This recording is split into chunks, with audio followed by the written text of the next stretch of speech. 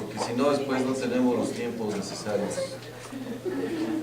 Y hoy es el fin del curso, entonces sería conveniente que aprovecháramos, porque aparte falta un buen tramo del tema. Entonces vamos a empezar. Sí, adelante. Antes de empezar quisiera mandar un saludo a los compañeros del Tribunal de Conciliación y Arbitraje del Estado de Michoacán. Entonces les mandamos un saludo, ojalá sea útil para el desempeño de su trabajo, sus dudas, puedan ellas este trabajo disipar las dudas que tengan, o bien complementarlas o bien criticarlas. Entonces, pues bueno, les mando un saludo. Aquí los compañeros también del tribunal les mandan un saludo. Bueno, vamos a empezar, y vamos a empezar con donde nos quedamos, en lo que es la ley del Instituto Mexicano, digo, la ley de Seguridad y Servicios Sociales de los Trabajadores del Estado, o sea, la ley del ISSSTE. Y haciendo mención a ella, es importante que cuando vimos el marco constitucional, sabemos que es reglamentaria de la fracción 11 del artículo 123, apartado B, donde ahí se establecen cuáles son los derechos que tienen los trabajadores y sus familiares. Esta ley, la verdad es que yo considero que tiene mejores prestaciones que la ley del Seguro Social.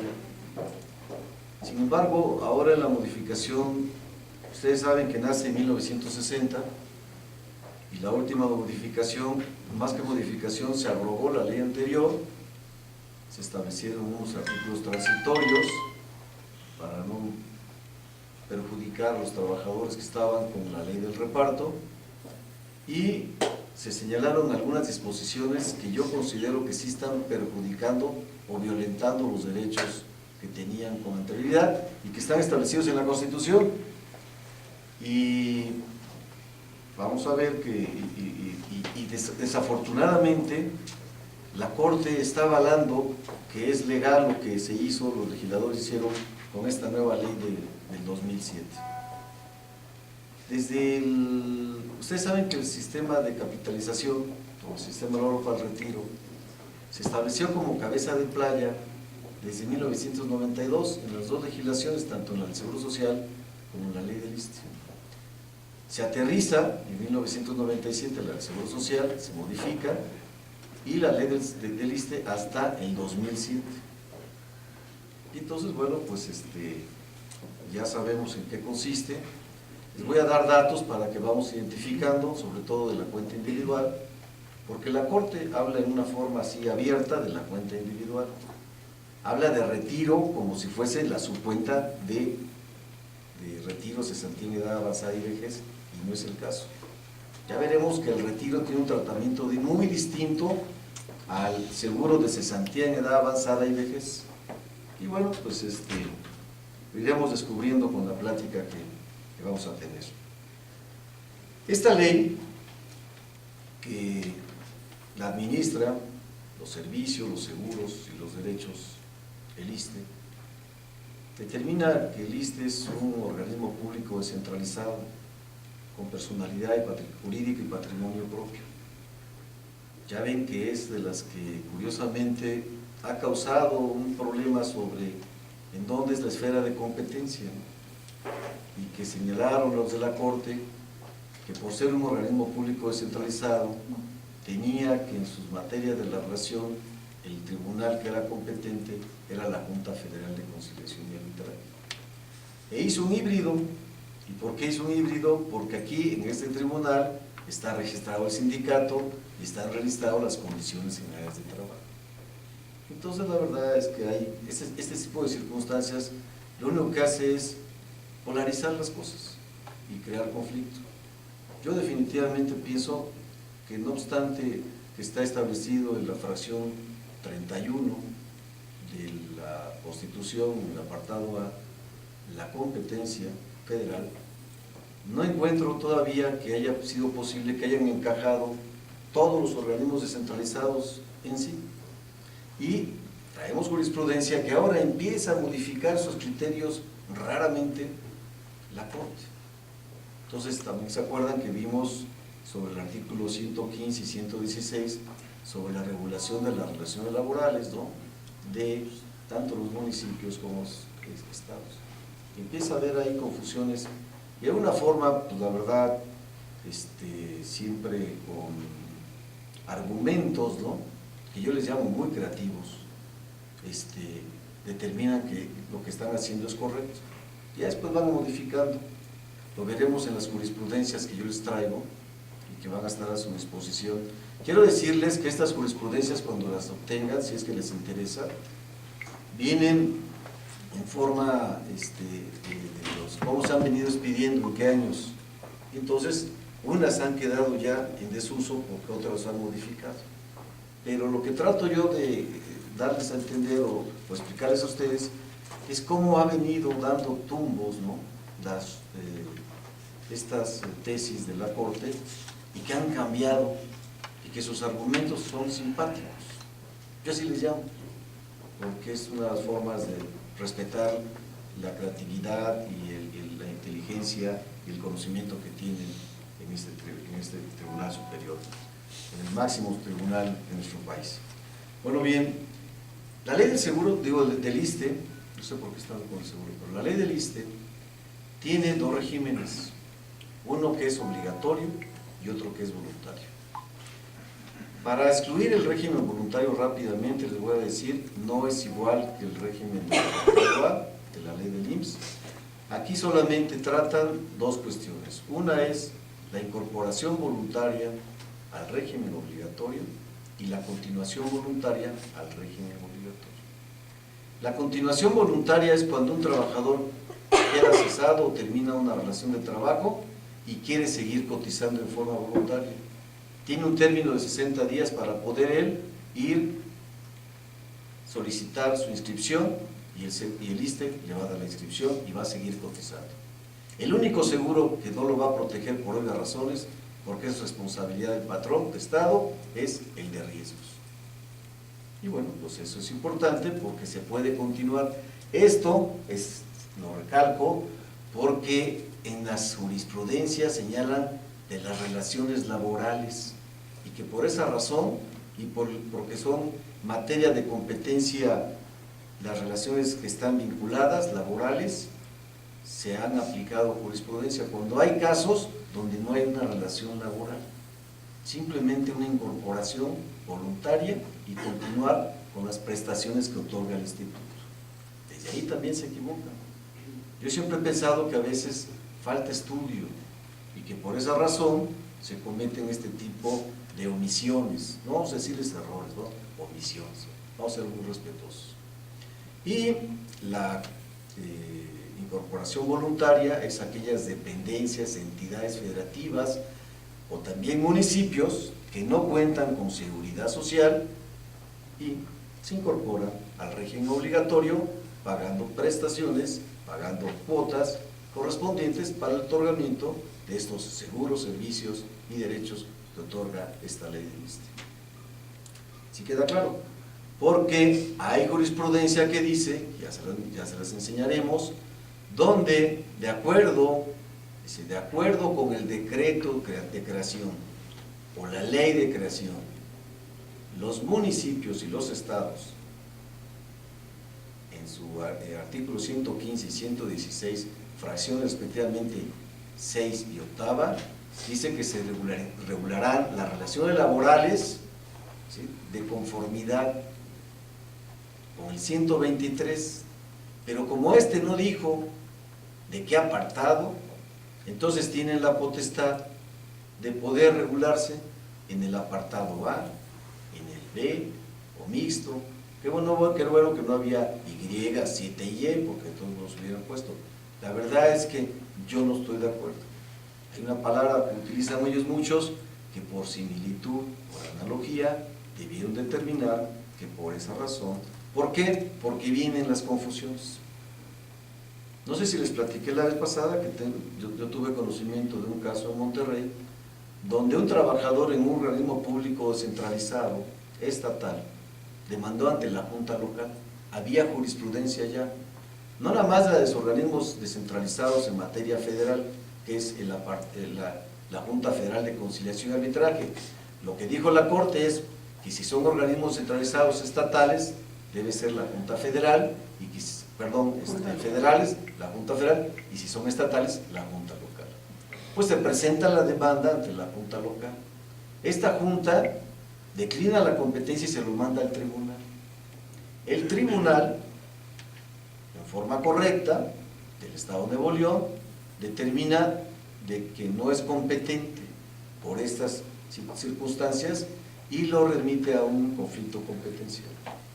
Y el colegiado dijo, no, tú eres el competente, porque tu regulación dice que vas a aplicar la ley de servicio civil del Estado. Y por lo tanto, tú eres el competente. Eso es lo que hace la confusión.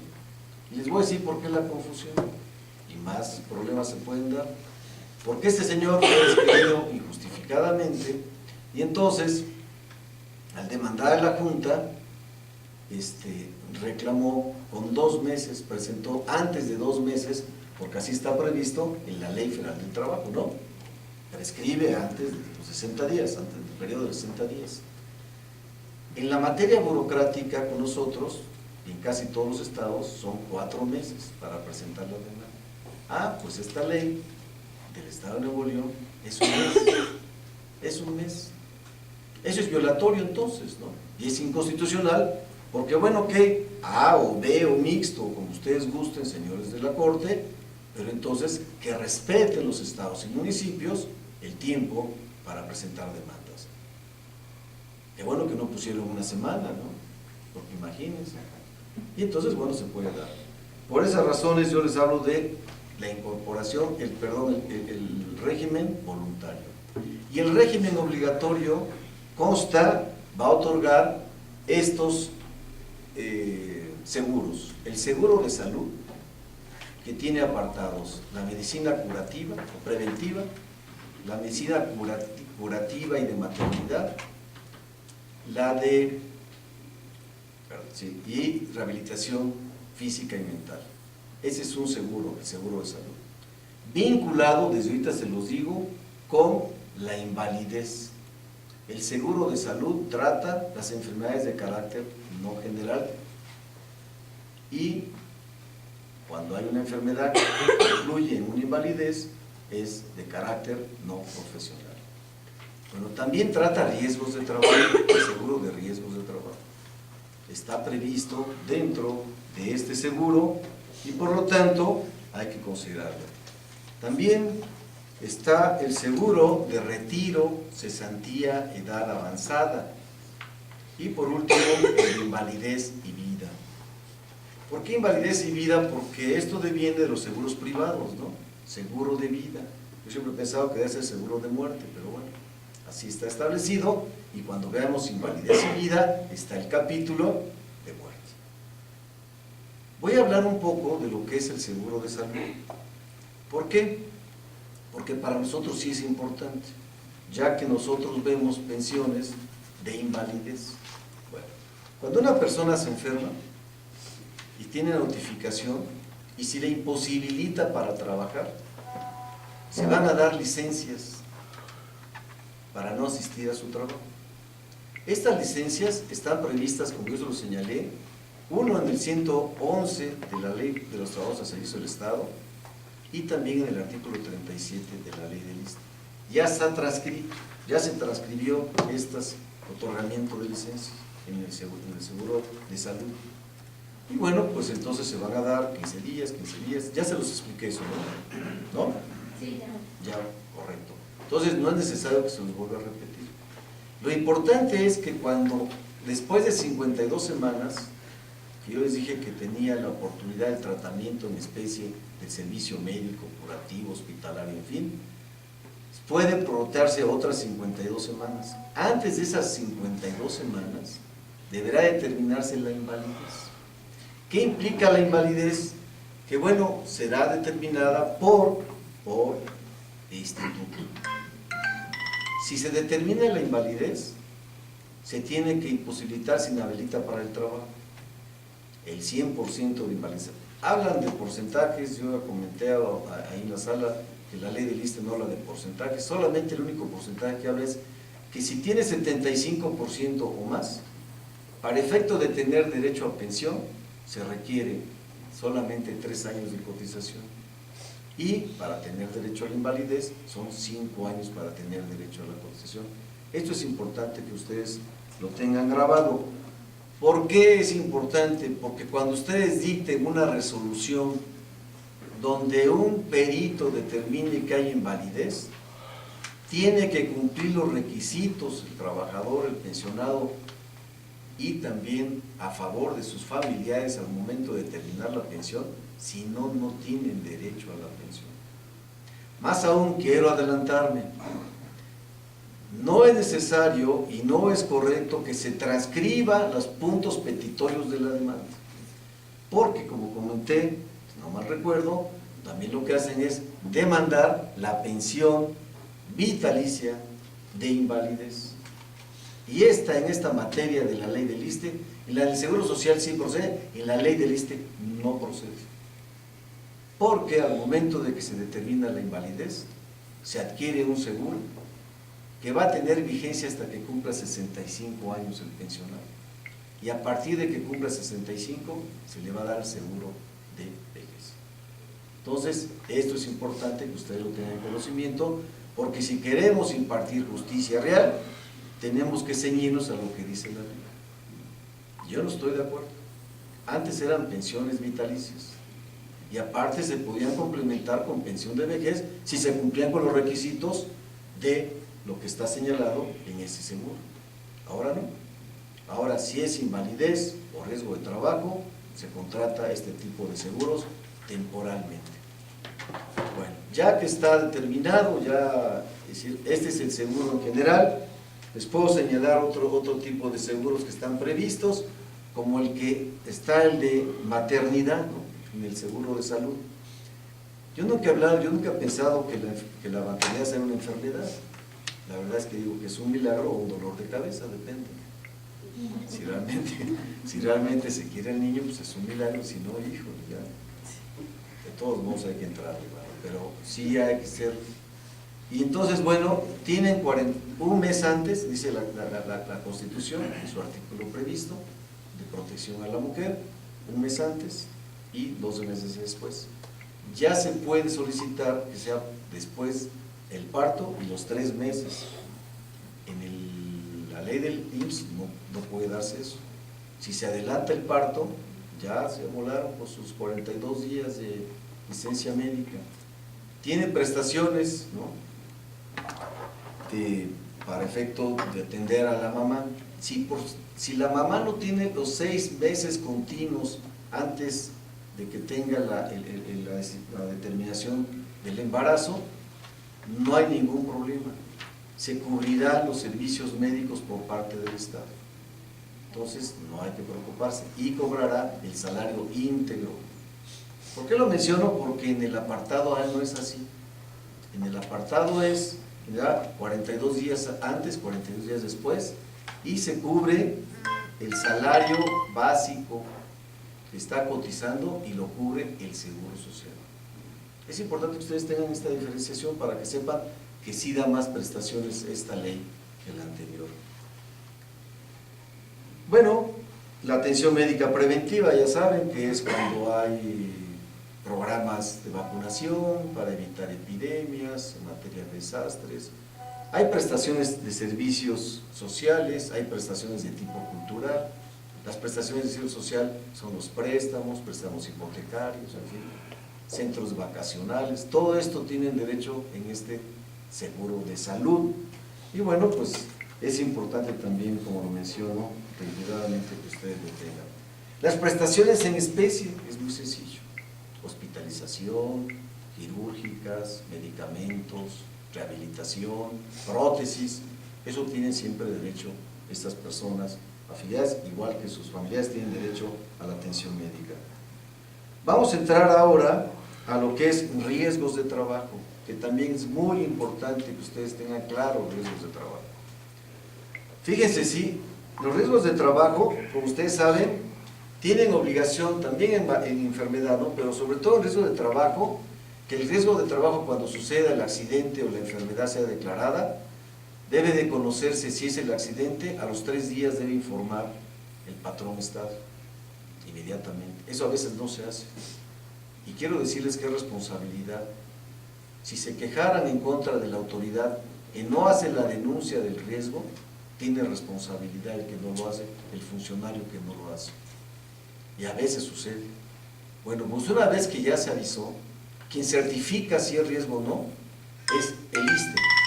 Si por alguna circunstancia yo como trabajador asegurado no estoy de acuerdo con esa determinación, puedo impugnar vía incidente, ahí en el mismo instituto, para efecto de que yo pueda presentar dentro de los 30 días, una vez que presento el recurso de inconformidad, presentar mi inconformidad con un dictamen de un perito especializado. Si hay discordancia con lo que estableció el ISSSTE, entonces el ISSSTE nombrará a 3 peritos. De esos 3 peritos, el trabajador asegurado deberá escoger uno, y el dictamen que emita ese perito, según la ley del ISSSTE, es inapelable y se estará en él. ¿Están de acuerdo con eso que dice la ley? Pues sí, pero pues no. Porque ya vimos lo que es la prueba pericial, y dicen que como prueba pericial, la sala, en el caso de la Junta, ¿sí?, declarará el riesgo de trabajo. Es potestad también de la autoridad jurisdiccional declarar si existe o no existe riesgo de trabajo. Entonces, cuando se habla, y así contestan a veces el ISSSTE, de que en virtud de que no se sometió a la certificación y que se determinó de que no, o como no fue, nunca lo avisó, no tiene derecho a, pues no, eso dice la ley, pero es muy amplia. Imagínense que por una cuestión de carácter formal, pues un trabajador que sufre una enfermedad o un riesgo de trabajo no tenga derecho a las prestaciones que establece esta ley. Entonces, bueno, ya que fue declarada la incapacidad, ya sea parcial o total, entonces esto es lo que dice la ley en su artículo 62, en prestaciones de dinero, ¿no? En prestaciones en especie, exactamente lo que les platiqué yo de riesgos, ¿no? Derecho hospitalario, también derecho quirúrgico, medicinas, tratamientos, todo lo que implique en especie tienen derecho los asegurados. Pero aquí lo importante que yo quiero llegar, al ser declarada una incapacidad total, se considerará al incapacitado una pensión vigente hasta que cumpla 65 años, mediante la contratación de un seguro de pensión que le otorgue una renta igual al sueldo básico que venía disfrutando al presentarse el riesgo, cualquiera que sea el tiempo que hubiera estado en funciones. La cuantía de este beneficio será hasta por un monto máximo de 10 veces el salario mínimo. El tema aquí es que se va a contratar un seguro con el monto que determine para efecto del pago del seguro. Esto lo va a cubrir Hacienda por parte del instituto, determina el monto, el trabajador escoge una aseguradora, la aseguradora le va a pagar por ese contrato temporal, fíjense, temporal, la pensión, y va a aportar a la FORE cuotas del retiro cesantía en edad avanzada. ¿Para qué? Para que este contrato tenga vigencia hasta que cumpla el asegurado 65 años. ¿De dónde ocurrieron? ¿Por qué el legislador hizo eso? Y estoy en contra por esta razón. Tenemos nosotros necesidad de aplicar la ley, pero quiero explicarles por qué estoy en contra. Uno es porque el riesgo de trabajo es una obligación, es una responsabilidad y se paga una indemnización. Se subroga esa obligación al momento en que está inscrito en el instituto, de acuerdo con el artículo 33, y ya no es responsable el patrón de las indemnizaciones que tiene que pagar el patrón. Quiere decir que esta pensión es en base a lo que es de origen de un accidente o riesgo del trabajo, responsabilidad, quieras o no, del patrón, porque sucedió al servicio del patrón. Y aquí ya se modifica, ¿sabes qué? Hasta que cumpla 65 te damos tu pensión de vejez, y eso es terrible. Bueno, esto ya fue avalado por la Corte. ISSSTE, la limitación de la pensión por incapacidad o invalidez a los 65 años de edad se encuentra justificada. Ponen entre paréntesis, legislación vigente a partir del 1 de abril del 2007. Les voy a decir cuál es el sustento para que hayan determinado que es válido esto. Dice, en tal virtud alcanza la edad de referencia, la pensión por riesgo de trabajo e invalidez concluye su vigencia, pues se estima que el trabajador ha llegado al fin de su etapa productiva, lo que le da derecho a la pensión de vejez, circunstancia que justifica cabalmente la limitación de que se trata. ¿Qué tiene que ver eso? Nada. Yo estoy de acuerdo quizá en un tanto con la pensión de invalidez, porque ahí sí es un seguro que va a proteger al trabajador cuando por una razón de enfermedad de carácter no profesional o por un accidente de carácter no profesional, se le va a proteger para que tenga dineros como sobrevivir, pero en materia de riesgos yo no estoy de acuerdo. Y dice así, ya que la ley considera que la vida productiva de un trabajador termina a esa edad. ¿Dónde dice eso? ¿En qué ley dice eso? Yo creo que el que hizo este proyecto pues no sabía ni lo que estaba haciendo. La ley no puede decir eso. ¿Por qué? En primer lugar, no es que sea productivo o no, simplemente si tengo una incapacidad total permanente, pues simplemente no puedo trabajar. Tenga 65 años o tenga los que tenga, punto. Entonces, ¿de dónde sacan esos argumentos creativos? La verdad es que es difícil de poder entenderlos. Y bueno, pues aquí se los comento porque es lo que tenemos nosotros que resolver. ¿Qué tenemos que resolver? Que se condena a la pensión correspondiente por la incapacidad total, permanente o parcial, de conformidad con lo establecido en el artículo señalado por la ley del ISSSTE. Y así tendrá que ser. No podemos hacer. Ojalá esto modifique, prontamente se modifique. Si yo fuese abogado, ¿no?, de los trabajadores, de los asegurados, pues lo intentaría, porque yo estoy consciente, estoy seguro de que no es correcto lo que ha determinado la Corte para dar validez a esta norma. Después dice, cuando el trabajador fallezca a consecuencia de un riesgo de trabajo, los familiares señalados en la sección de pensión por causa de muerte, esto también es importante. Aquí están señalados los beneficiarios, no nos compliquemos mucho, porque ustedes se fijan, no está en el 78 de la ley del ISSSTE. Ahí la ley del ISSSTE habla de legales, sustitutos y los que establece el artículo 501. Y aquí en la ley del ISSSTE sí está determinado, no sé por qué se remitieron hasta el seguro de invalidez y vida, en el orden que se establece, gozarán de una pensión equivalente al 100% del sueldo básico que hubiese percibido el trabajador en el momento de ocurrir el fallecimiento y la misma ratificación anual que le hubiera correspondido al trabajador como pensionado. Aquí también esto es de consideración, porque en la ley del IMSS solamente a los familiares se les da a la viuda el 70% de lo que venía obteniendo como pensión por riesgo el trabajador. Sí es importante que se conozca de que hay una diferenciación. Aquí es el 100% a los beneficiarios establecidos en el seguro de invalidez y vida. Entonces, también para que quede claro, desafortunadamente también esta ley determinó que se tiene que cubrir en partes iguales. Yo no estoy de acuerdo con ello, porque la verdad es que deberían otorgarle una prestación mayor al viudo, la viuda, la concubina o el concubinario. Son los que al final son los que tienen los cargos económicos de familia. Yo no puedo sobrevivir como familia si tengo pues, simplemente un 20%.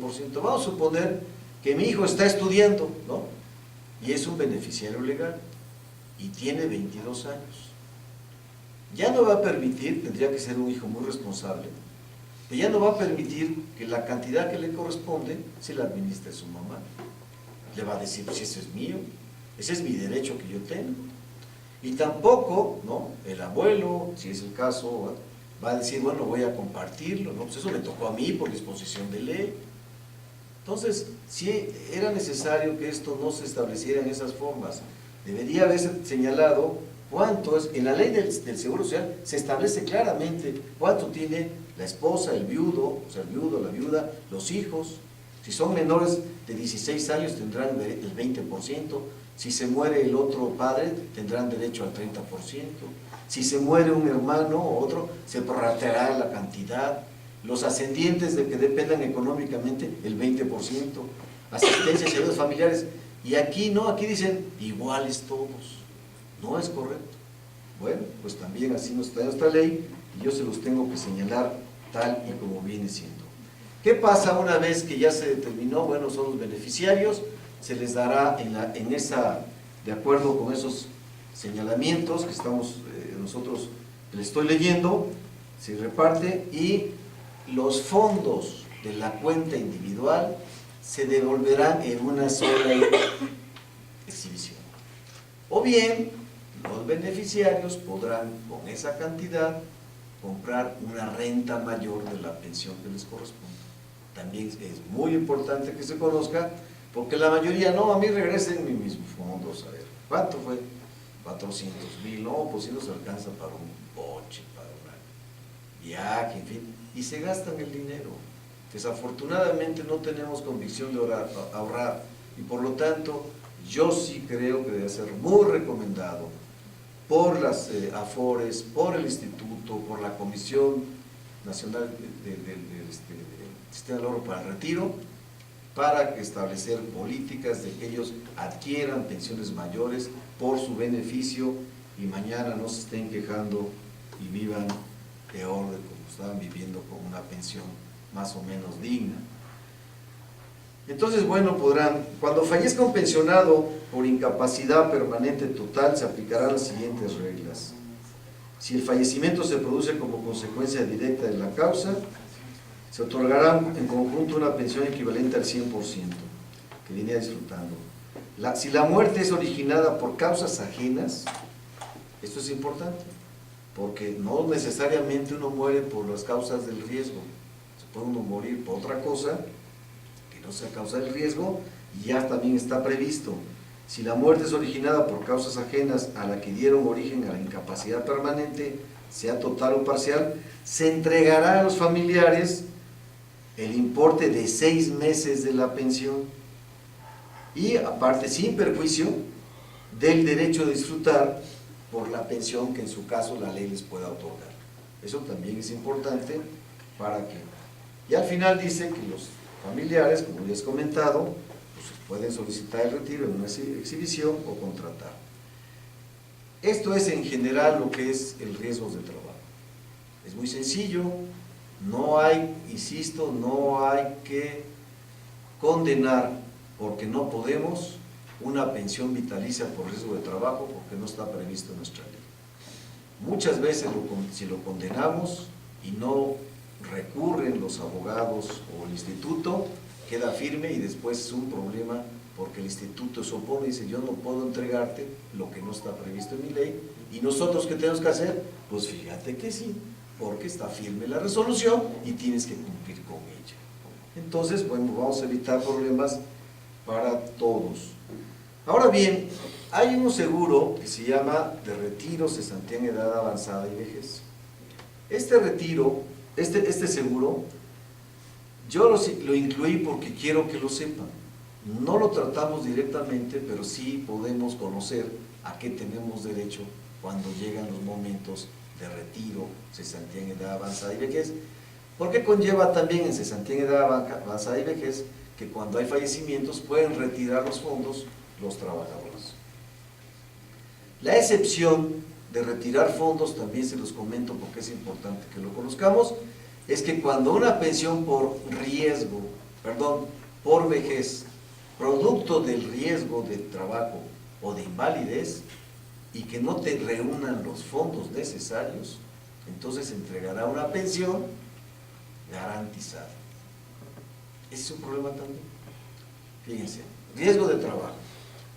Yo tengo 62 años, vamos a poner, y me entro a trabajar, y sufro un riesgo de trabajo y me incapacitan totalmente para el trabajo. ¿Qué pasa con ello? que el problema es que solamente voy a tener un seguro, perdón, una renta de pensión por 3 años. Porque al momento en que cumpla 65 me cambian, me modifican el seguro. ¿Y saben qué?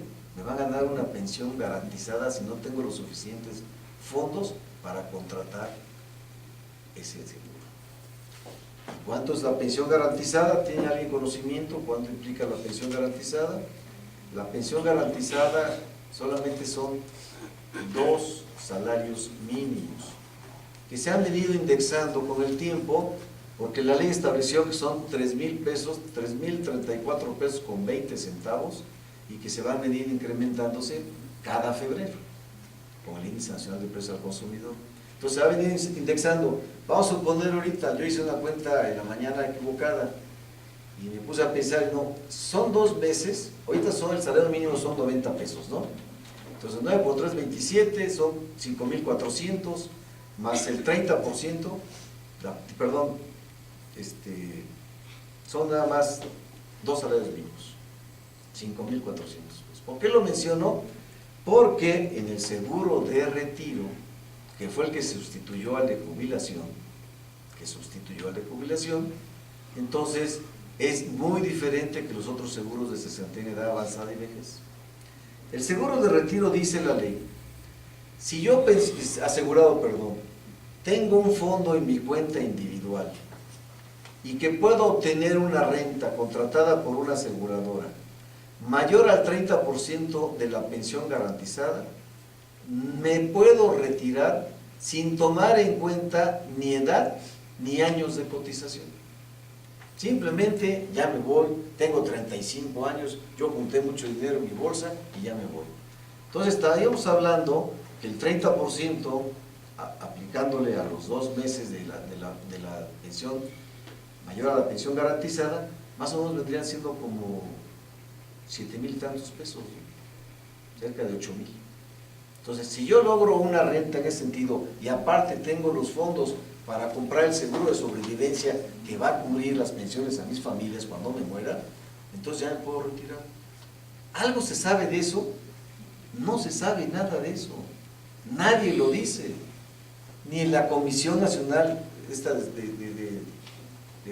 Sistema del Ahorro para el Retiro, ni menos las AFORES, ni mucho menos. Obvio, porque no conviene, pero sí se pueden retirar en esa forma los trabajadores. Bueno, ese es el retiro. Ahora vamos a ver sobre cesantía en edad avanzada. Cesantía, el concepto es muy claro, ¿no? Es conclusión, terminación de la relación. Si me quedo sin trabajo y tengo 60 años y 25 años de cotización, entonces tengo derecho a la pensión de cesantía en edad avanzada. ¿Qué se va a hacer? Pues bueno, se va al fondo, se determina el monto. Pueden optarse por 2 circunstancias. Una es la renta vitalicia, ahí sí es vitalicia, y 2, una renta programada, de retiros programados. El retiro programado lo puede manejar directamente pensionista o liste, y los de comprar una renta, una pensión, pues por obvias razones tiene que ser por medio de la AFORE y de una aseguradora. ¿Por qué se menciona esto? Porque es muy importante al momento en caso de muerte. Si hay pensión garantizada, ya sea de riesgos de trabajo y de invalidez, los montos de eso, como fueron otorgados por la dependencia, entonces se van directo al monto para efecto de, ahí no hay retiro de saldos.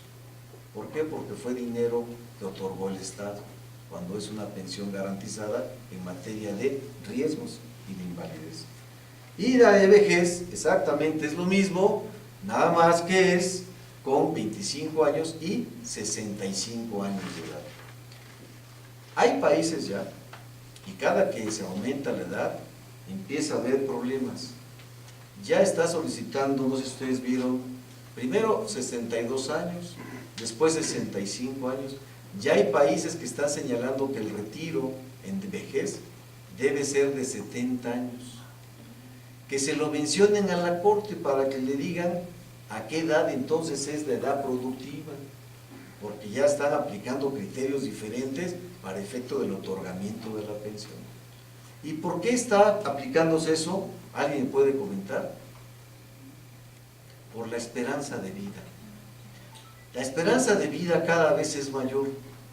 Entonces, ¿qué sucede? Que los fondos no son tan amplios y cuando es jubilación, en el caso del 10 transitorio, o por tiempo de retiro, o por cesantía en edad avanzada, en materia del artículo 10 transitorio, esto es costosísimo, porque hay gente que tiene esas pensiones a partir de los 48 años, algunas mujeres a partir de los 47, 46 años, y las mujeres actualmente están viviendo arriba de 70 y tantos años.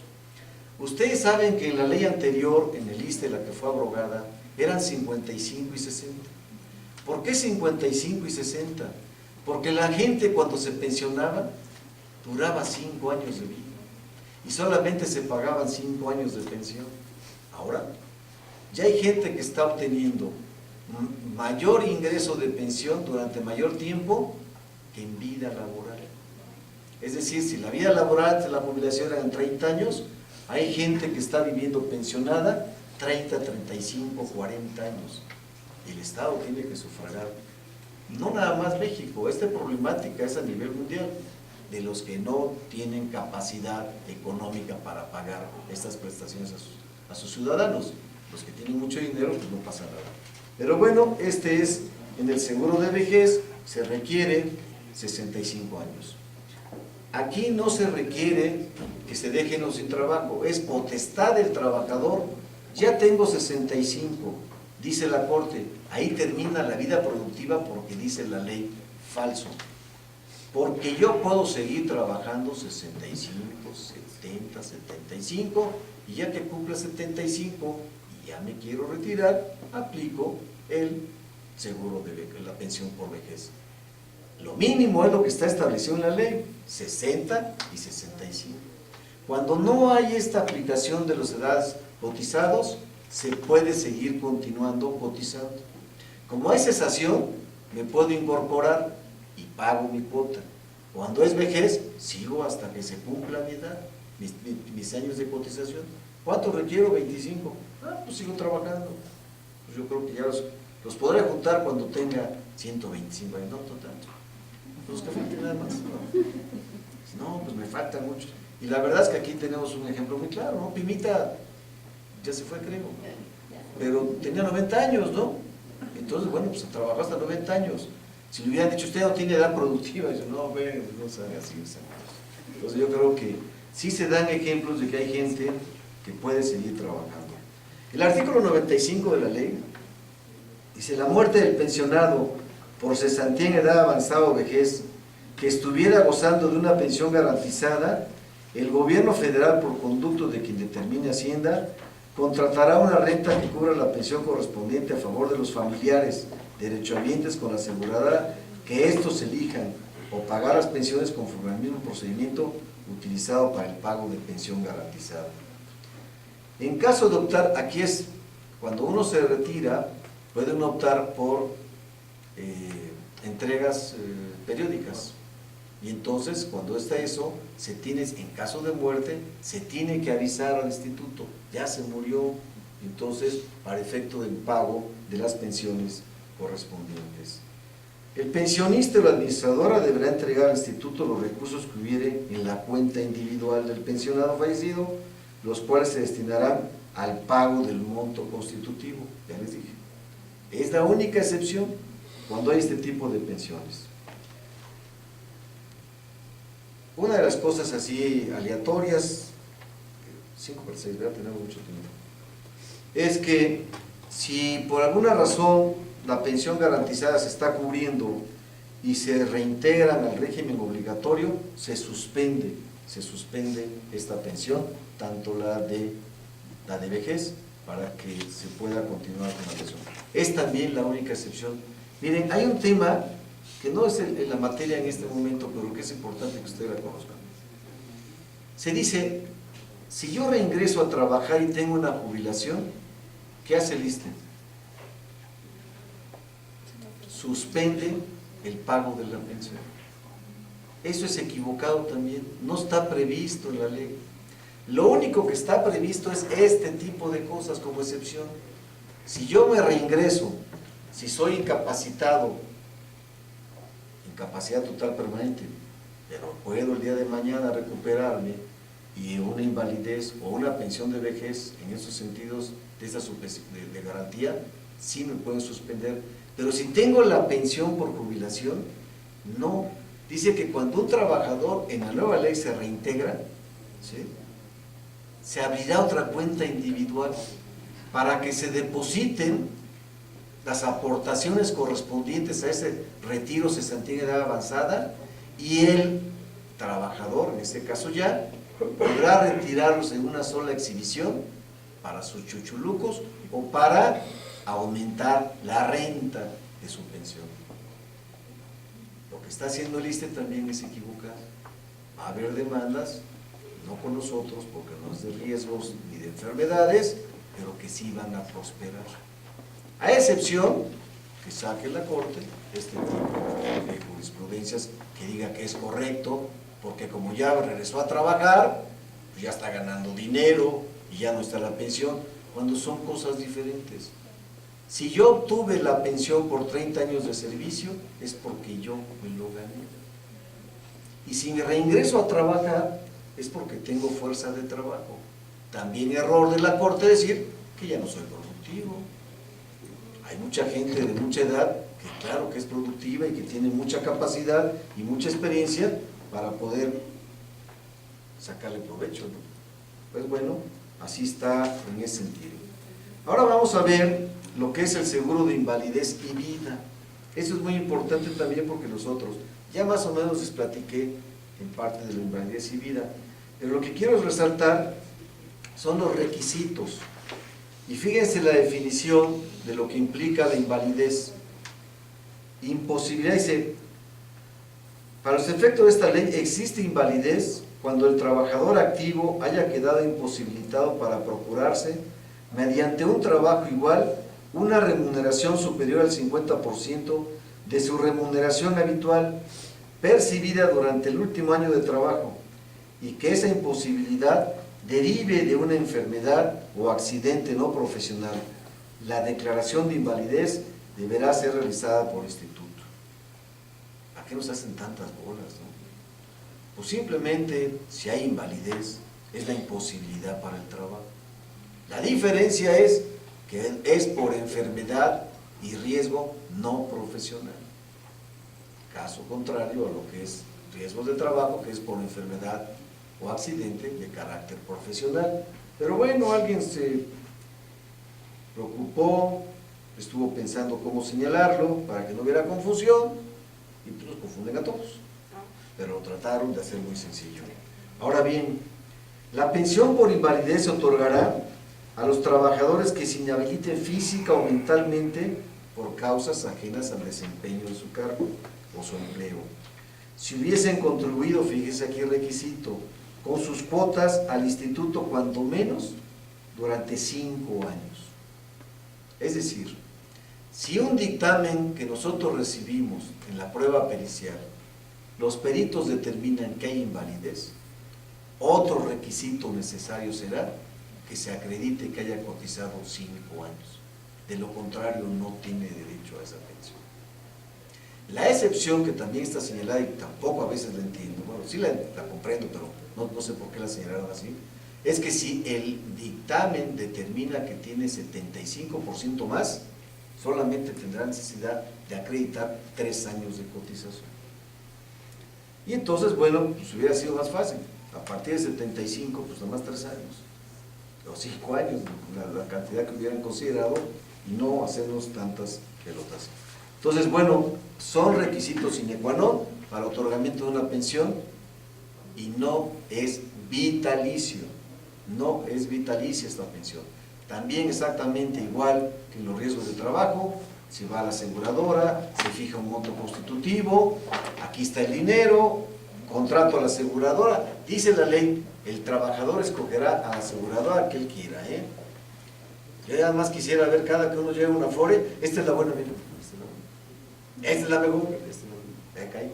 Bueno, entonces, en vez de ponerles cuáles son las aseguradoras más, yo diría, de certidumbre, más fuertes, para que el día de mañana no va a ser un problema de que pues, no hay dinero para pagar.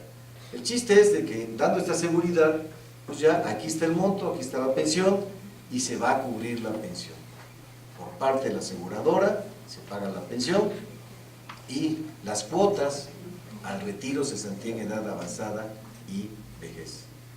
Pues bien, esto también es importante. Hay una pensión determinada en forma provisional y posteriormente puede ser definitiva. ¿Por qué es provisional y por qué es definitiva las pensiones de invalidez? Porque se puede modificar. Hay que recordar que también tienen materia de riesgos en incapacidad, revisión médica, para efectos si continúa el grado, puede aumentar o puede disminuir.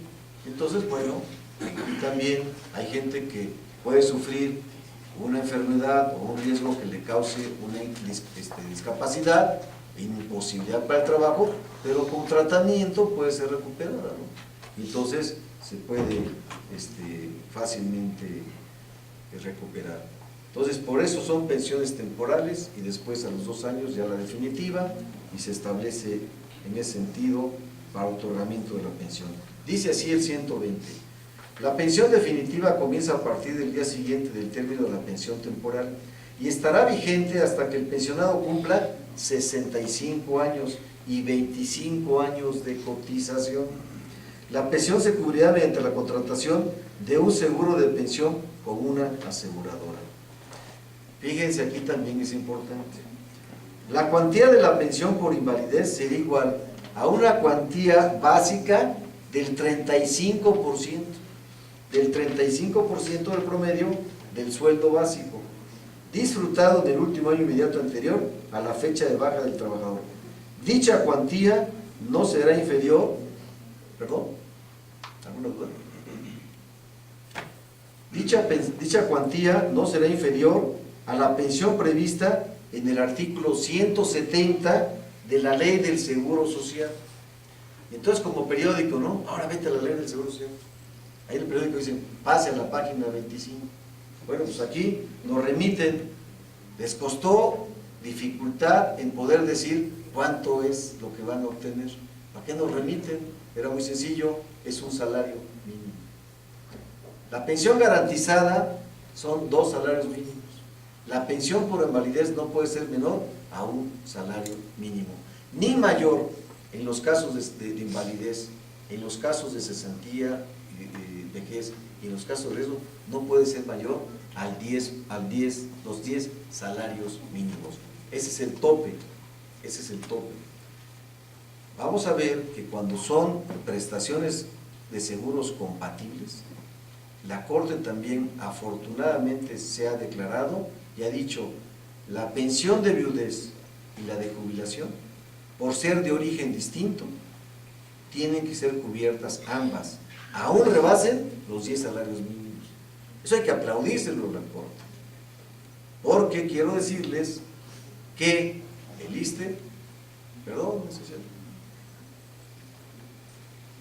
porque el ISSSTE está señalando a las gentes que con cuál se quieren quedar, si con la pensión de vejez o la pensión de jubilación, que solamente una, porque hay un reglamento de pensiones, de prestaciones de pensiones, que así lo determina. Pues obvio que ese reglamento es inválido porque ya se señala. Y yo estoy totalmente de acuerdo, de que si por una razón de riesgo, de jubilación, yo me jubilo, y aparte con la esposa que vivo, me dan mi pensión de vejez, ¿cuál es el motivo? Ahora también hay que señalar algo muy importante, porque ahora con lo de la muerte y con lo de esto, ya ven que cuando se designa beneficiarios, ¿no? ¿Qué se señala designación de beneficiarios? ¿Que acrediten qué? No la esposa ni los hijos, por ejemplo, los parientes, la dependencia económica. Afortunadamente ya la Corte dijo que eso es inconstitucional, y yo también estoy de acuerdo. ¿Por qué? Si vamos a hablar de género, ¿por qué la viuda o por qué el viudo? ¿Por qué el viudo sí tiene necesidad de estar incapacitado 50%, ¿no? Aparte, depender económicamente de la mujer y no tocarle la pensión de viudez. Eso era antes. Estamos hablando de que quedaron las leyes en el túnel del tiempo, porque antes la mujer no estaba trabajando y tenía sentido que si no trabajaba se le diera la pensión correspondiente. El hombre trabajaba, entonces dijeron, solamente que lo mantengas, solamente que esté incapacitado. Y entonces eso ya se determinó que no es lo correcto. Porque en la ley anterior del ISSSTE, para efecto de determinar quién es el beneficiario, decía, yo designo al beneficiario a cualquier persona que yo considere y aparte proporcionalmente lo puedo modificar. Le puedo dar un 80% a mi esposa y un 20% a mi hijo. O bien le puedo dar un 60% a mi esposa, un 20% a mi hijo y un 30% a mi hermano. Era una decisión porque los fondos es propiedad del asegurado, del trabajador. No es de nadie. No me tiene que decir el Estado qué tengo que hacer. Sin embargo, aquí por copiar la ley del Seguro Social, así lo establecieron en forma equivocada. Yo en alguna ocasión solicité a la Academia de Seguridad Social y a algunos otros foros, a sindicatos, de que hablasen por medio al Congreso de la Unión para que se hiciera una reforma fast track y dijeran, se vuelve a lo que estaba señalado, que los trabajadores, los asegurados, podrán determinar quién es. La única circunstancia que yo señalo que tendría que establecerse claramente es una salvaguarda, que si hay menores de edad o discapacitados, más o menos una situación parecida al testamento inoficioso, entonces que tienen derecho, y vamos a establecer el 20% de los niños y el 30% de los discapacitados. Aunque tú hayas nombrado a quien se te pegue la gana, porque son tus dineros, no los puedes dejar en forma irresponsable a esos menores. Y con eso voy a solucionar el problema. Pero no, aquí es a partes iguales, y son los que tengan, y hay aparte el 501, dependencia económica. Ya esto lo brinca la Corte y eso es aplaudible, porque sí resuelve muchos problemas. Ahora, la pensión por causa de muerte, esto en materia de invalidez. La muerte del trabajador por causas ajenas al servicio, cualquiera que sea su edad y siempre que hubiese cotizado, fíjense aquí, hay otra condición. No necesariamente los familiares van a tener derecho a pensión si el trabajador no había cotizado por lo menos 3 años.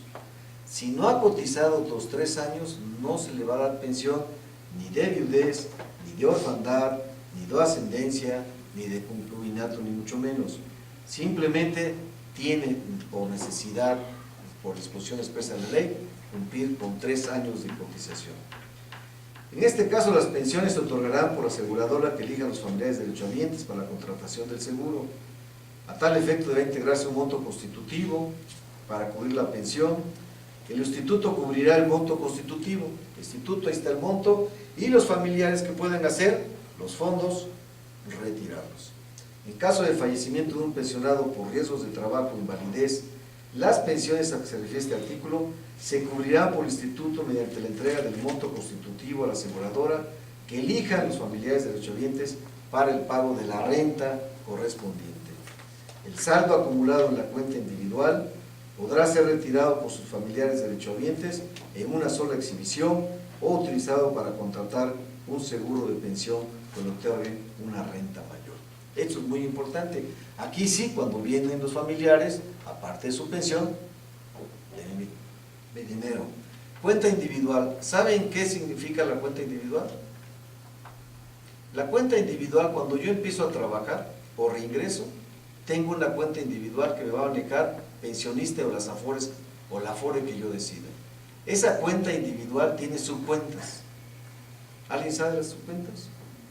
Bueno, en materia del ISSSTE son 6 subcuentas. En materia del IMSS son 3 subcuentas. En el IMSS, retiro, cesantía en edad avanzada y vejez, subcuenta de vivienda y aportaciones voluntarias. En el primero hay una aportación en la pensión, o sea, en el seguro de retiro, del 2% de nuestro salario por parte del Estado. En la de vivienda, el 5%. En el de cesantía en edad avanzada y vejez, la parte, los trabajadores también tenemos que aportar, y también hay una cuota social que tiene que aportar el Estado. Eso más o menos significa un 17% en ambas, tanto en la ley del ISSSTE como en la ley del Seguro Social. Aquí las cuentas individuales entonces se dividen en 6. Uno es cesantía en edad avanzada, o sea, retiro, cesantía en edad avanzada. Otro es la de vivienda, aportaciones voluntarias, ahorro solidario. Ya he comentado yo que lo utilicen. ¿Quién lo utiliza aquí de los compañeros? El ahorro solidario. Bueno, utilícenlo si están en el nuevo sistema de capitalización. Si están en el sistema de ahorro para el retiro, utilícenlo porque es importante. Por cada peso, el Estado paga 3.25 pesos, hasta el 2% del sueldo básico. Entonces, estamos hablando de que es una cantidad considerable, ¿sí? Muy considerable para efecto de que tengan un fondo suficiente el día de mañana que ustedes se quieran retirar. Y si no se están retirando por medio de este sistema, sino el apartado, el transitorio 10, entonces van a retirar sus cuentas. Y van a tener unas cuentas considerables, que ahí sí ya tengo mi pensión, pues ahora sí me voy de viaje a Europa con mi chica Yeye o con mi chico Yeye. Y qué bueno, porque así van a disfrutar o un carro nuevo, o ropa nueva, o algo que consideren. Ese sí lo pueden utilizar para su gusto.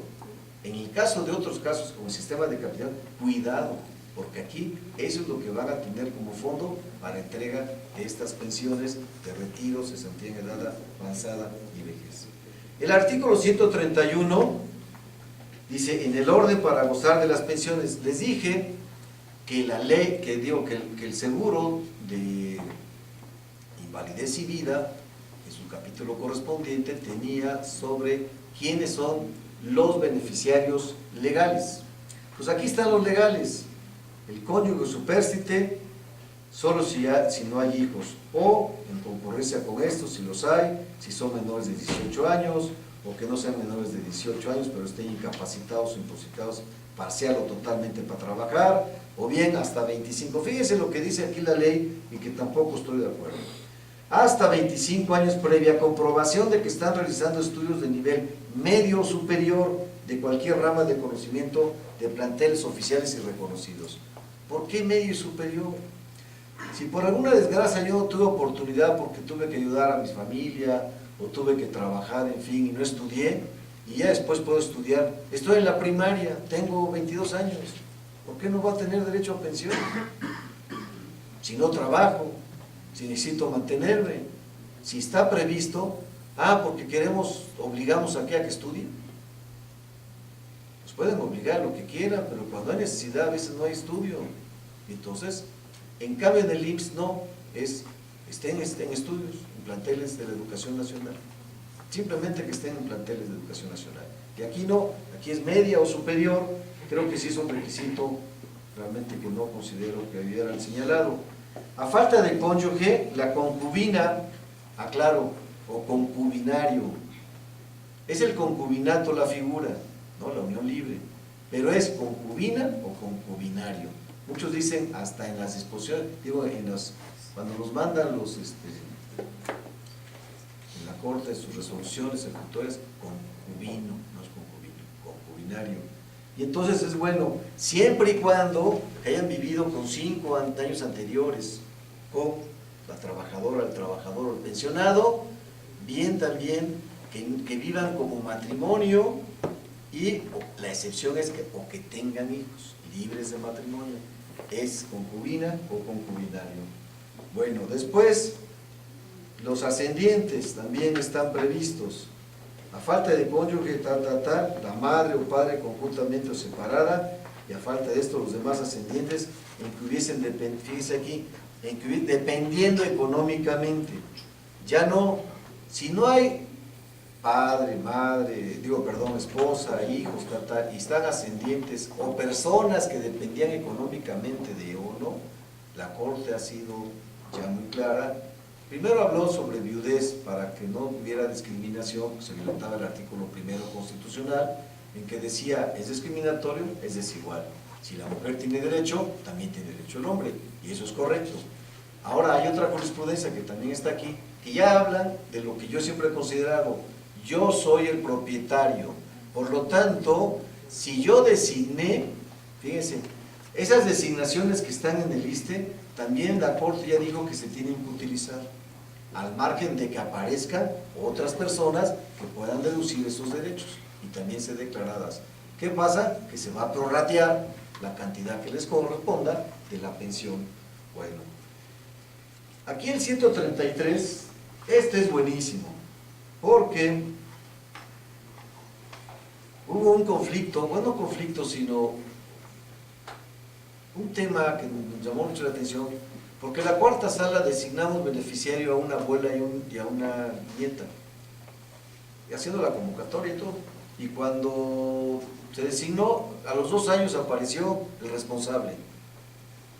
Yo digo que no estaba muerto, andaba de parranda, ¿no?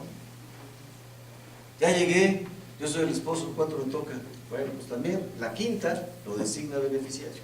Y pensionista dice, le habla a la quinta, le dice, oye, ya no le tienen un problema. ¿Por qué? Porque ahora ¿a quién le pagamos? Entonces me habló a mí Aguilar, y digo, oye, pues no, pues tienen que pagar a los que están nombrados. Si no, tendrán que deducir derechos vía civil, pero nosotros ya cumplimos. ¿Qué pasó? Falta de estudio. El 133 es muy clara: si otorgaron la pensión aparecen otros familiares con derecho a la misma, se les hará extensiva, pero percibirán su parte a partir de la fecha en que sea recibida la solicitud en el instituto, sin que se pueda reclamar el pago de cantidades cobradas a los anteriores y tampoco en contra de. Entonces, se determinará el seguro de pensión que se incluye a los beneficiarios, se determinan como supervenientes. Andaban escondidos, no aparecieron, bueno, ya aparecieron, tienen derecho, pues está bien, hay que darles, hay que pagarles, todos tienen que tengan derecho. Si hay más interesados en materia de, aparecen 2 esposas, ¿no? De esos cuates que para tener más amor van y hacen un fraude ahí y llevan con un juez de Chinconcuá y los casan, ¿no? Y entonces viven 2 matrimonios y llegan las 2 esposas, pues aquí estamos, y ya se le había pagado a otra. Entonces tienen que manejar este problema vía civil para que se determine la nulidad del matrimonio. Del matrimonio que se nulifique, simplemente a partir de que se justifique o que sea legal, se pagarán ya las pensiones. Se suspende el pago de la pensión si llegan los documentos al ISSSTE. Y lo que sí no se puede suspender son las pensiones correspondientes a los hijos. No se suspende. Nada más vamos a ver quién fue el culpable, ¿no? Y el otro riéndose ya desde allá arriba, ¿no? Qué bronca las metí, pero bueno, sí, así sucede, ¿no? Y hablo de los hombres porque son más pillos, ¿no? Entonces, no obstante, esta ley, quiero decirles que ya habla de concubinas o concubinarios. Cuando, fíjense, concubinas o concubinarios, ¿no? Y entonces, bueno, pues esto implica que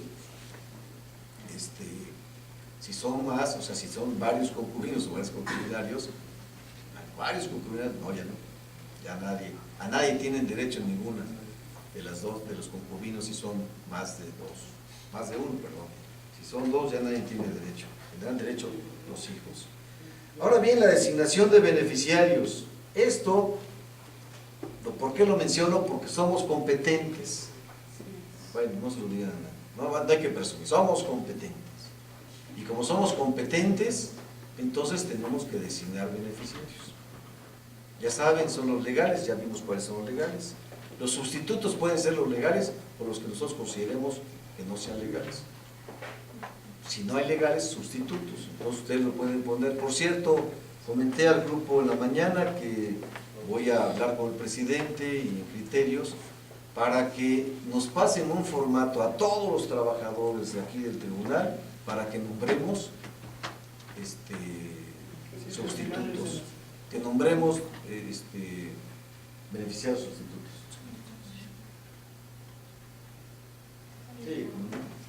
Bueno, entonces sí estamos de acuerdo que pues, el 78 pues, no es materia. Esto la verdad fue un error. ¿Y por qué fue un error? Porque esto convulsionó todo. La Corte ya dice, fíjense, en las jurisprudencias, primero que si la competencia de la Junta Local, que si la competencia de la Junta Federal, que si la competencia del juez de distrito, administrativo, que si la competencia del Tribunal Fiscal, en fin, hasta que empezó a dilucidarse. Entonces, en materia de afores, la Junta Federal, ¿no? Ya es muy claro, ya está previsto en la ley, punto. En materia de designación de beneficiarios, somos nosotros. Pero también hizo bien ya la Corte en decir, dice algo mal, porque no está previsto en la ley, pero está correcto lo que haya señalado. Si reclaman ser o solicitan ser designación de beneficiarios, el tribunal también, de acuerdo con el 78, así dice, son competentes para conocer de las devoluciones de los salarios. Eso no dice. Lo que dice es que hay conflicto, ¿no? Nada más. Pero no que cuando hay conflicto en la designación, nosotros tenemos que resolver. Ese es el artículo 78. El 501, ya lo señalé, pues es, fíjense lo que dice la fracción primera, que también yo litigué mucho en materia de riesgos, porque litigaba en la Junta 13, que era minería siderúrgica, litigué en la Junta 5, que era luz y fuerza, teléfonos de México, en fin, y todos ellos siempre hay riesgos. En minería, pues es lo más riesgoso que hay. Y entonces había mucho de la designación de beneficiarios.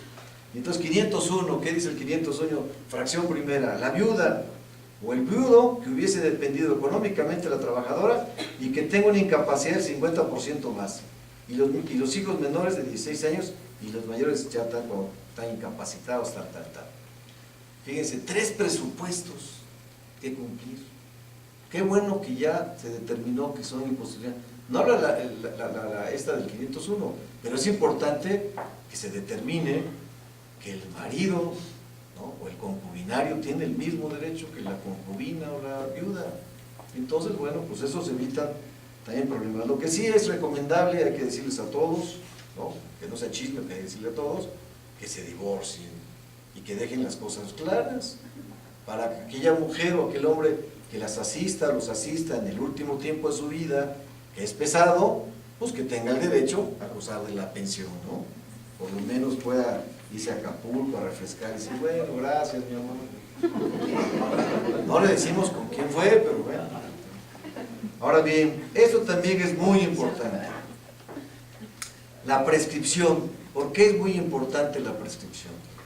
Porque aseguradoras, Afores y el mismo ISSSTE se promueven y oponen la excepción de prescripción genérica. No sé si están de acuerdo. ¿Sí? Y dicen, de conformidad con el artículo 112, ya prescribió la acción, ya pasó el año. Pues fíjate que no. Hemos detenido a los magistrados, los que nos ayudan a revisar, como los secretarios de estudio y cuenta, la Secretaría Auxiliar General y la misma unidad técnica, nos ayudan a poder a veces detener proyectos donde se establece eso, ¿no? Y entonces eso ya se modificó para efecto de que no haya confusión, decir, es improcedente porque los derechos de los salarios, de las pensiones caídas y prestaciones económicas en especie o en dinero, prescriben a favor del instituto hasta los 5 años. Y en materia de fondos, de saldos de las cuentas individuales, prescriben a favor del instituto a los 10 años. Yo no estoy de acuerdo con ello tampoco, eso de los 10 años. ¿Por qué a favor del instituto? Ya empieza la Corte un tanto a mencionar que son titulares de las cuentas los trabajadores y pensionados y que son propietarios de los dineros. Y por lo tanto, ya en una jurisprudencia que aquí traigo dice que no porque el instituto dé el servicio social debe definitivamente dárselos. Sería violatorio, sería molestar los dineros de una persona. Entonces, no dudo que el día de mañana declaren ese artículo inconstitucional, porque no es correcto.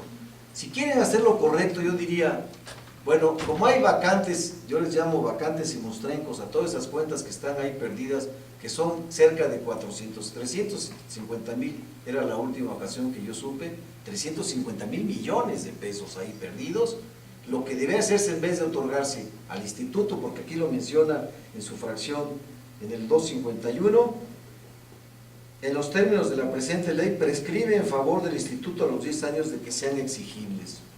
Y entonces yo diría que no, yo diría que deben utilizarse, si no se reclaman, en beneficio de carácter social, en obra social, prestaciones sociales, vivienda, hospitales geriátricos, en fin, todo lo que sea beneficio para los ciudadanos podría manejarse con esos dineros, de centros de capacitación, en fin. Y si sale el titular el día de mañana, como aquel esposo que salió a los 2 años diciendo que era el titular, pues entonces que el Estado, de acuerdo con la ley, sea garante y que quien decida, la Secretaría de Hacienda, otorgará la cantidad correspondiente, sin intereses, vamos a ponerlo mejor, sin intereses, porque es responsabilidad del que no lo adquirió, pero no pérdida. ¿Por qué voy a perder mi dinero? Si yo lo aporté, a mí por obligación me lo tienen que cubrir. No es generoso, no es un regalo, simplemente es una aportación obligatoria que establece la ley, ya sea el 2% o el 5% en materia de vivienda y demás cuotas y aportaciones que tiene que hacer el Estado o el patrón en diferentes seguros. Vamos a hablar ahora de la jurisprudencia famosa, y está señalada vía temporalidad, es decir, de acuerdo con los años que se han venido pronunciando la Corte. Algunas ya están rebasadas, algunas ya están superadas, como alguien dice. Quiero señalarles que yo siempre he sido muy cuidadoso de la jurisprudencia, pero quiero ser más cuidadoso, y los magistrados de la cuarta sala también, en poder aplicar nuestro criterio. Si nosotros aplicáramos todos los artículos que yo les mencioné, no sería necesario estas jurisprudencias, porque lo único que muchos han hecho de ellas es confundirnos cada vez más al ciudadano y a nosotros, y los que damos mal somos nosotros. ¿Qué dicen los litigantes? Es de explorado derecho, magistrado, ya se ha pronunciado en la Corte. Sí, nada más que para tu conveniencia en este momento, porque también se ha pronunciado en este sentido. Y entonces, pues hay que, todo lo que beneficie al trabajador es lo que se tiene que aplicar, ¿no? La duda, así es, son principios establecidos en la legislación laboral. ¿Por qué? Pues porque es de carácter de tipo social. Dice así, dicen, la primera, sistemas del ahorro para el retiro, las juntas de conciliación y arbitraje son competentes para conocer de las reclamaciones relacionadas con el pago de cuotas patronales instituidas para él. Ahí dice tesis histórica, ¿no? Y habla sobre que está previsto en diferentes artículos que debe ser la competencia. ¿No es cierto? Lo que buscaron fue a ver quién lo puede realizar. Afortunadamente, la Ley Federal del Trabajo, en su artículo, en su capítulo ya de Seguridad Social, establece que la Junta, en materia de afores, es la conveniente. Y habla sobre competencia territorial, también afortunadamente. ¿Por qué afortunadamente? Porque no tengo que venir a la Junta Federal aquí especial, si puedo ir a la que está cerca de la fuente de empleo o cerca de mi casa. Yo siempre he pensado que en esta materia deberían ser todos los tribunales laborales competentes para la devolución de fondos. Nosotros, que ya nos incluyó, de acuerdo con el 78 que dice la Corte, que de ahí se desprende que nosotros podemos resolver sobre esa devolución de fondos de pensionista y fobiste, pues bueno, ok, ya nos dijeron que somos competentes, correcto, pero ¿sabes qué? Tienen que venir de muchas entidades lejanas, y muchas entidades lejanas cuando vienen son gastos, son honorarios, si no es que contratan, desafortunadamente no contratan a la Procuraduría aquí en el Tribunal o la Procuraduría Federal en materia federal, pues tienen que pagar honorarios.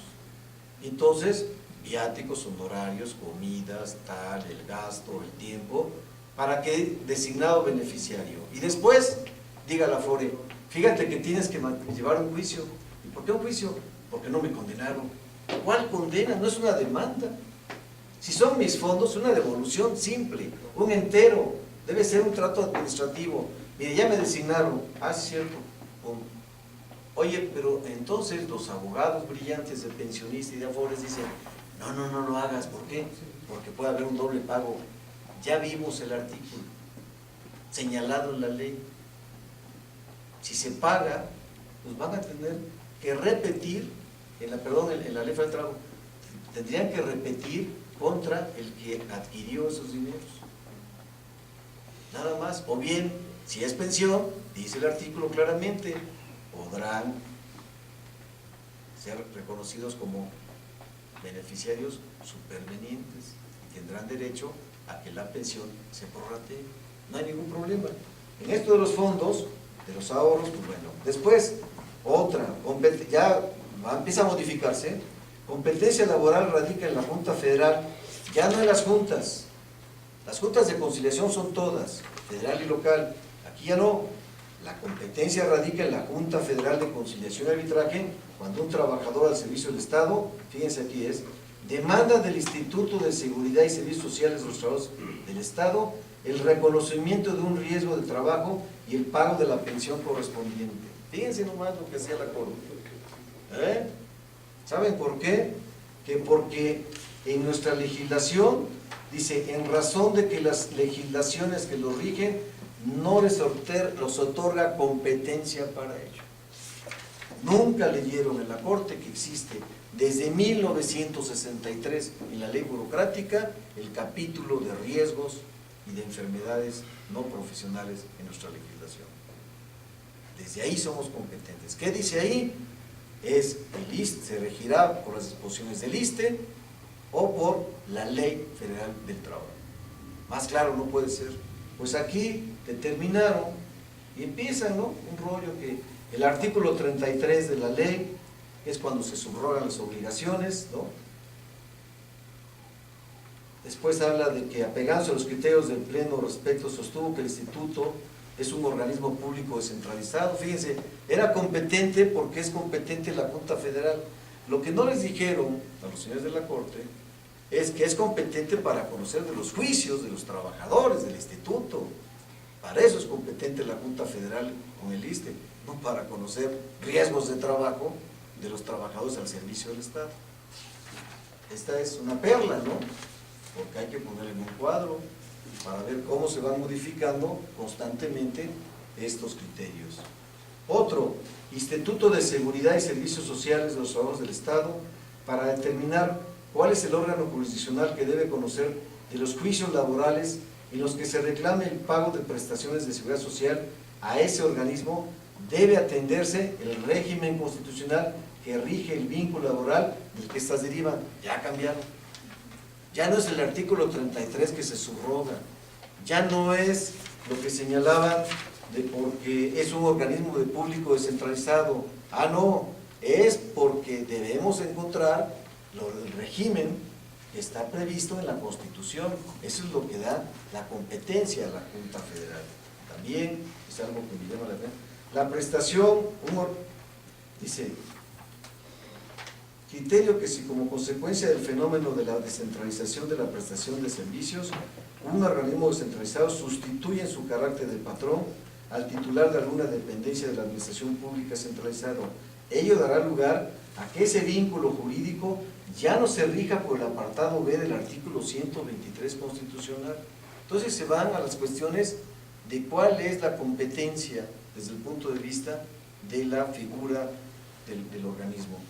No es cierto, hay que tener en cuenta que la seguridad social es una materia autónoma, que está previsto muy claro que cuáles son los órganos jurisdiccionales de competencia. Nosotros, ya en otras jurisprudencias ya lo dijo, y que no estoy de acuerdo en el sustento, estoy de acuerdo en que debe ser así por cuestiones pragmáticas. Si nosotros designamos, nosotros resolvemos la devolución. Hay un caso que vivimos donde aquí designamos. Ah, pero como la FORE es la Junta Federal, correctamente se fueron a la Junta Federal. Y entonces, porque la FORE le dijo, como no me has condenado, no te entrego el dinero. Ah, pues fue a la Junta. Y la Junta dijo, no, como el tribunal fue el que designó, el competente es el tribunal. Y después la Corte dijo, no, la Junta es la competente. Imagínense el triángulo. Parecía un juicio de pelota de tenis. La verdad es que esto es terrible porque estamos hablando de devolución de fondos. Cuando la gente se muere, La familia urgentemente necesita esos fondos para muchas cosas. Y entonces nosotros, desafortunadamente, participamos en estar peloteándonos quién es el competente, cuando ya, desde mi punto de vista, está previsto en la ley. Sistema de diálogo para el retiro. La Junta Federal de Conciliación y Arbitraje es competente para conocer de la reclamación del pago y devolución de saldos correspondiente a las aportaciones de la cuenta individual. Volvemos a confundir, ustedes dijeron que también dijeron que el tribunal es competente. Si yo como abogado veo que es lo que dice aquí, pues me voy a la Junta. Entonces la Junta, no, maestro, ya hay una jurisprudencia que para allá. Llegan acá, no, es que ya dijeron que las afores es en la Junta Federal, y así los traemos.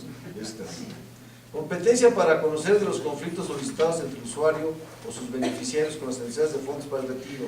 Corresponde a las juntas de conciliación y arbitraje por tratarse de derechos laborales consagrados en el apartado A del 123. Dice, porque si bien es cierto que los recursos depositados en la cuenta de cada trabajador son su propiedad, con las modalidades establecidas en la ley también lo es que existe una estrecha vinculación entre las administradoras del fondo de retiro y los institutos de seguridad social. Entonces, tratándose de los recursos de sus cuentas, estos deben transferirse y por lo tanto, entonces es las juntas. Ya no es el tribunal, ya son las juntas. Esto pues, es lo que les comenté, la limitación de la pensión por incapacidad o invalidez a los 65 años se encuentra justificada. No estoy de acuerdo. Pensión por viudez, el acreditamiento de la dependencia económica respecto a la trabajadora asegurada fallecida, a que condiciona el artículo 130, párrafo segundo de la Ley de Seguro Social para su otorgamiento, se estableció tanto para el viudo como para el concubinario. Sin embargo, tal condicionante ha sido declarada inconstitucional por la Suprema Corte de Justicia. Eso hay que aplaudirlo, lo resolvieron correctamente. Si estamos hablando ya de un mundo de iguales, pues tienen tanto derecho la viuda como el viudo. Tribunal Federal de Conciliación y Arbitraje es competente para conocer de los juicios en que se reclamen prestaciones de pensionista y fobista. Entonces ya empiezan, porque fíjense lo que dice, por disponerlo así, el artículo 78 del ordenamiento invocado. El artículo 78 nunca habla sobre la devolución de fondos. Entonces, bueno, pues esto es parte de lo que implica confusión. Sin embargo, yo en esto estoy de acuerdo. Vamos a ver otras que para...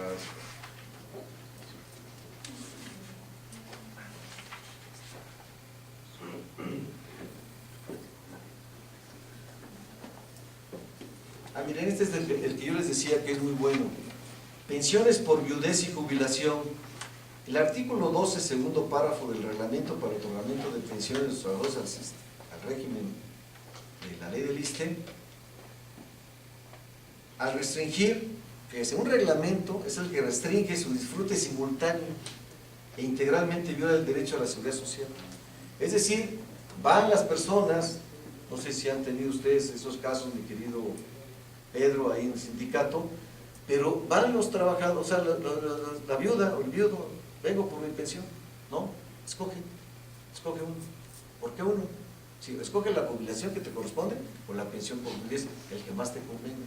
Pues fíjate que no, afortunadamente la Corte dijo, el disfrute simultáneo de una pensión por viudez y otra por jubilación integralmente, esto es, cuando su importe conjunto rebase los 10 salarios mínimos, pueden ambas prerrogativas, tienen orígenes distintos, cubren riesgos distintos y guardan plena autonomía financiera. Este criterio también debe ser aplicado en riesgos de trabajo como el de vejez. Son de origen distinto y por lo tanto deben ser simultáneos los pagos y no limitar cuando se hace de un riesgo, pues ya el seguro de vejez, porque ya tu vida productiva ya terminó, pues obvio que no debe ser así. Pues bueno, son algunos de los casos que yo les quisiera comentar. Dejen ver si hay algo. Van a ustedes a su disposición, van a estar todos. Este es el que organismos públicos descentralizados locales, el artículo 116, fracción sexta de la Constitución Política de Estados Unidos Mexicanos, faculta al legislador secundario para regular las relaciones laborales entre aquellos trabajadores, de acuerdo con los apartados A o B del artículo 123 constitucional. incluso de manera mixta. Esto lo que crea es una confusión y puede el día de mañana violentar derechos de trabajadores. ¿Por qué? Porque se puede ir a una institución en lo que más le conviene, cuando no van a aplicar la legislación correspondiente. Si es un organismo público estatal, debe ser las juntas; si es federal, debe ser la federal. ¿Y por qué? Pues porque, como les comenté, en la ley del Servicio Civil de Nuevo León ponen un mes para demandar. Obvio que si subiera, quiero decirse que ese asunto, como tuve conocimiento de él por un parentesco, lo ganó en forma increíble, porque ni siquiera determinaron que había prescrito. Pero bueno, pues sí está equivocadamente ese término, porque en materia burocrática son 4 meses y en materia general de la Ley Federal del Trabajo son 60 días. Voy a unas que conseguí en forma en último momento, que están muy buenas, se las quiero leer, no están aquí en el trabajo, pero dice esta: competencia para conocer de las demandas por las que los trabajadores jubilados adscritos a los planteles y demás servicios que se incorporaron al sistema educativo estatal por virtud del Acuerdo Nacional para la Modernización, su devolución de sus cuentas de vivienda y de pensionista, corresponden por afinidad al Tribunal Federal de Conciliación y Arbitraje. Este es de 2016. Esta de 2017, Tribunal Federal de Conciliación y Arbitraje es competente para conocer de la declaración de beneficiarios de los servidores públicos del Poder Judicial de la Federación, así como de los reclamos realizados al ISSSTE, al FOBISSSTE y al pensionista. Ya se cubrió la Corte, ya dijo la Corte, también ustedes son competentes. De 2016, organismos públicos descentralizados locales, el artículo 116, ese ya se lo leí. Y de 2017, Sistema de Ahorro para el Retiro, forma de determinar a quién corresponde el monto constitutivo de la cuenta individual en caso del fallecimiento del trabajador. Aquí lo que les digo que ya excluye la dependencia económica. Y también esta, que es sobre la dependencia económica, dice: sistema del ahorro para el retiro, la dependencia económica no constituye, esta es del 17 de julio, no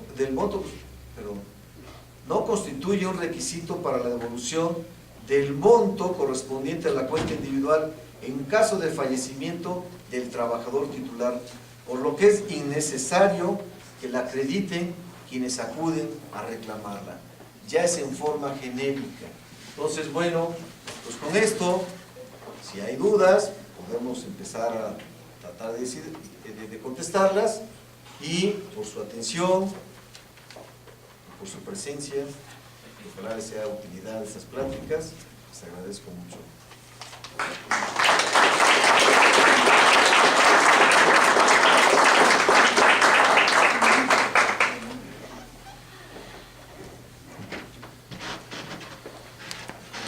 Les pido un momento de su atención. Va a bajar el magistrado presidente, magistrado Garzón, a fin de dar por clausurado el curso.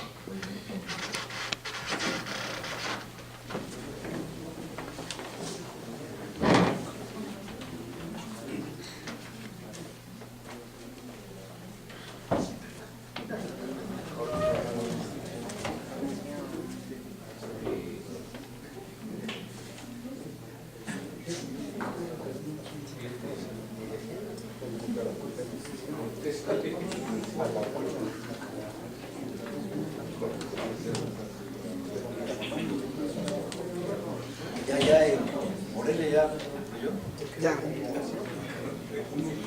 ¿Sí había quórum o no había quórum? Sí había. 3,